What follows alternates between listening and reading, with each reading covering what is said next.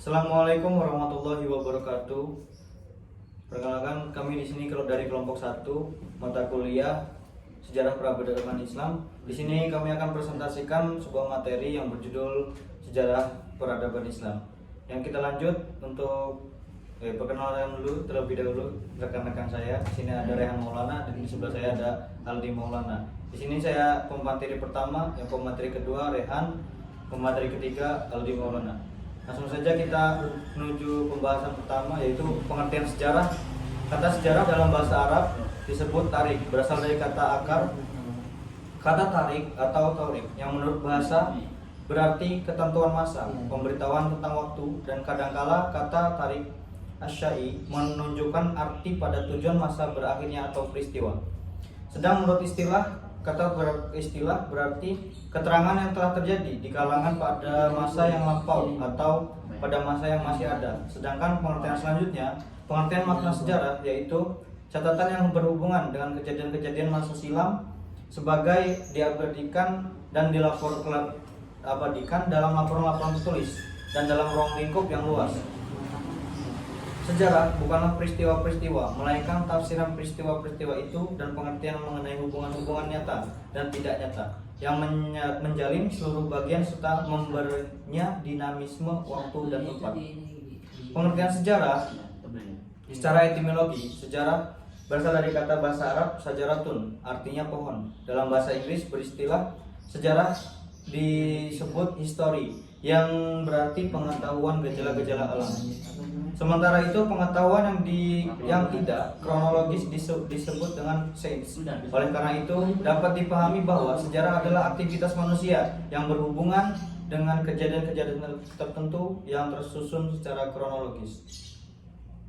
Selanjutnya pengertian kebudayaan. Kata kebudayaan dalam bahasa Arab adalah al-tasaqoh.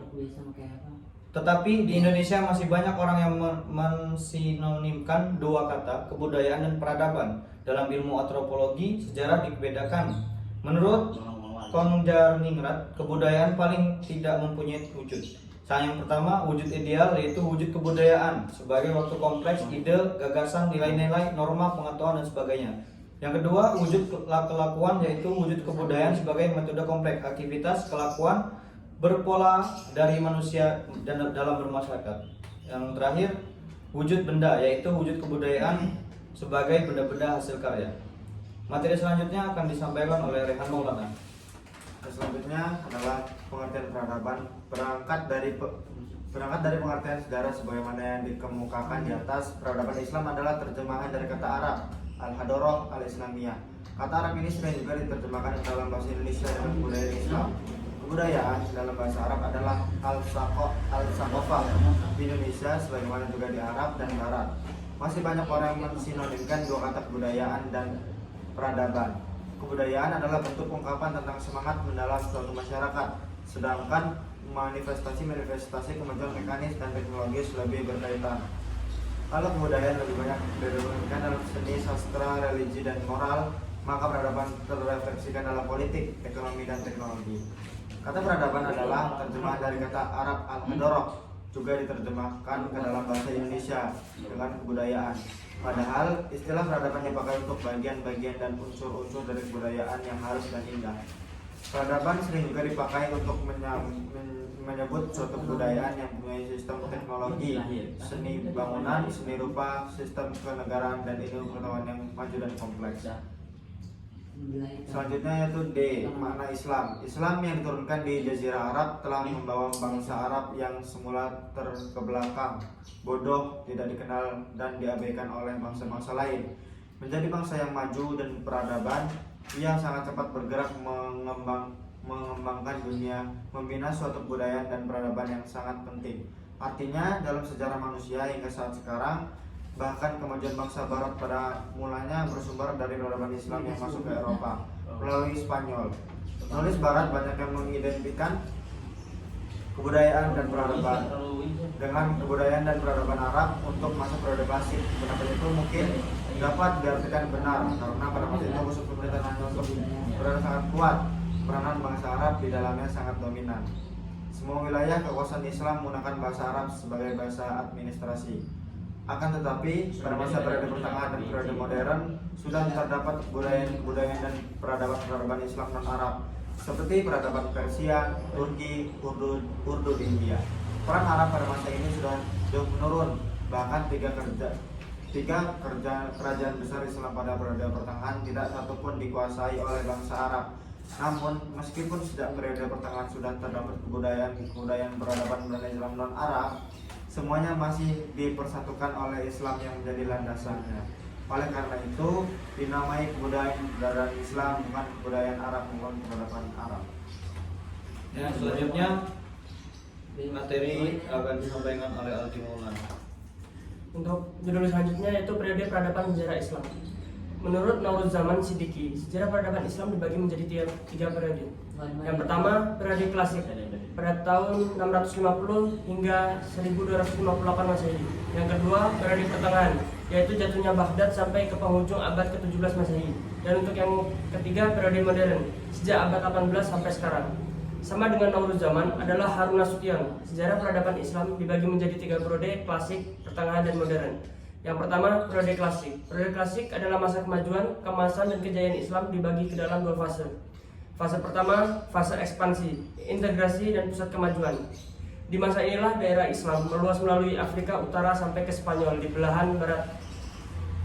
Dan untuk fase kedua, yaitu disintegrasi. Di masa ini, keutuhan umat manusia di bidang politik mulai pecah. Kekuasaan khalifah menurun dan akhirnya Baghdad dapat dirampas dan dihancurkan oleh Hulagu Khan di tahun 1250 Masehi. Khalifah sebagai lambang kesatuan politik umat Islam hilang. Dan kedua, periode pertengahan. Periode ini juga dibagi ke dalam dua fase.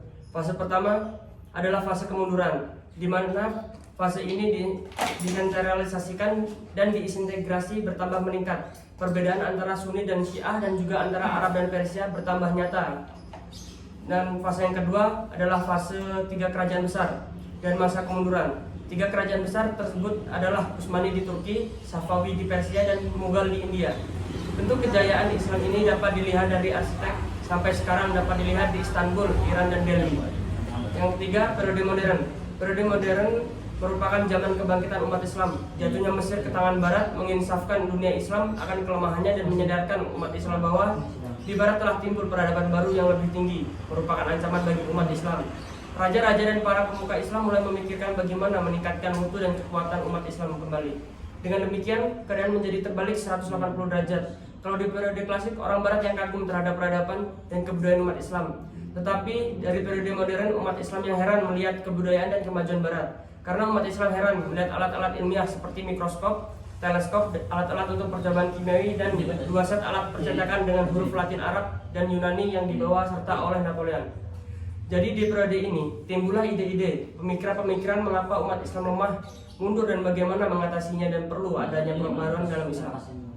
Dapat dilihat dari perjalanan naik turunnya peradaban Islam, mulai dari pada masa Nabi, mengalami pertumbuhan di masa Daulah Umayyah, Suriah, dan Masab, puncak di masa Abbasiyah, Baghdad, dan Umayyah Spanyol, serta memasuki masa kemundurannya pada periode pertengahan. Hal itu menimbulkan kesadaran umat Islam untuk kembali bangkit di periode modern.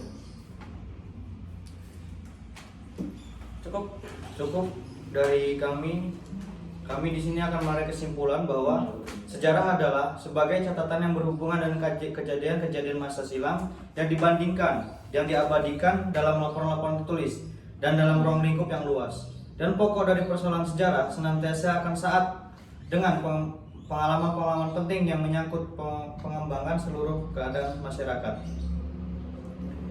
Dari beberapa pengertian sejarah di atas, dapat diketahui bahwa sejarah itu adalah ilmu pengetahuan yang berusaha melukiskan tentang peristiwa masa lampau umat manusia yang disusun secara kronologis untuk menjadi pelajaran bagi manusia yang hidup sekarang maupun yang akan datang. Itulah sebabnya dikatakan orang